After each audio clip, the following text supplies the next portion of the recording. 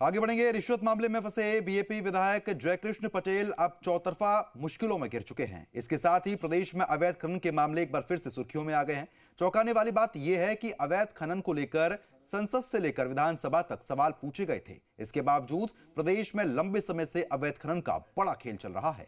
सवाल यह भी है कि क्या सवालों की बोली के इस अजीब कारोबार में और नामों का खुलासा हो सकता है। देखिए,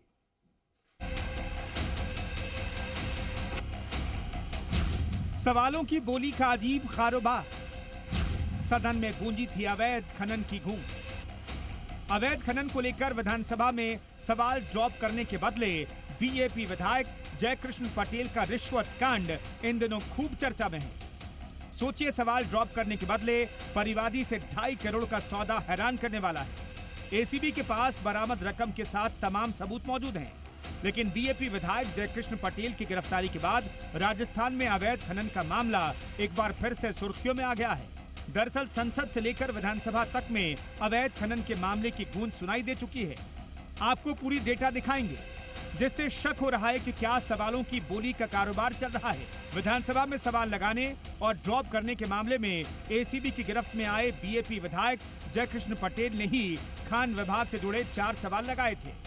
लीज संचालक कितने बड़े स्तर पर अवैध खनन कर रहे हैं, इसका अंदाजा इससे लगाया जा सकता है कि पिछले 1 महीने में खान संचालकों पर अवैध खनन करने के मामले में 300 करोड़ रुपए से अधिक की पेनल्टी लगाई जा चुकी है।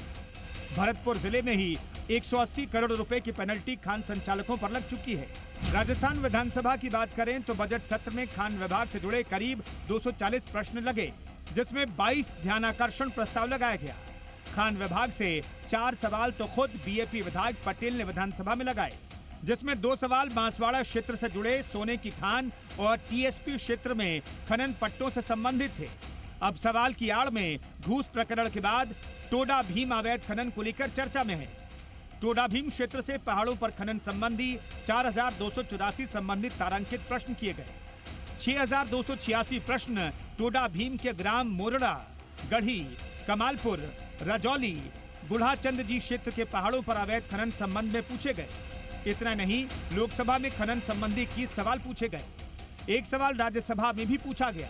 मजेदार बात यह है कि विधायक जयकृष्ण पटेल ने विधानसभा में अभी तक कोई भी लिस्टेड सवाल वापस लेने के लिए प्रार्थना पत्र भी नहीं लगाया है। विधानसभा अध्यक्ष की अनुमति के बाद ही सवाल वापस लिया जा सकता है। प्रदेश में अवैध खनन का खेल लंबे समय से चल रहा है। हालात ये हैं कि अब तो पहाड़ ही खोखले हो गए हैं। कई गांवों में तो पहाड़ों का अस्तित्व ही समाप्त हो चुका है। लेकिन टोडा भीम क्षेत्र विधायक पटेल की ओर से सवाल लगाकर वसूली के बाद अब और चर्चा में आ गया है। सवाल यह है कि क्या सवालों की बोली के इस अजीब कारोबार में और नामों का खुलासा हो सकता है। ब्यूरो रिपोर्ट, जी मीडिया।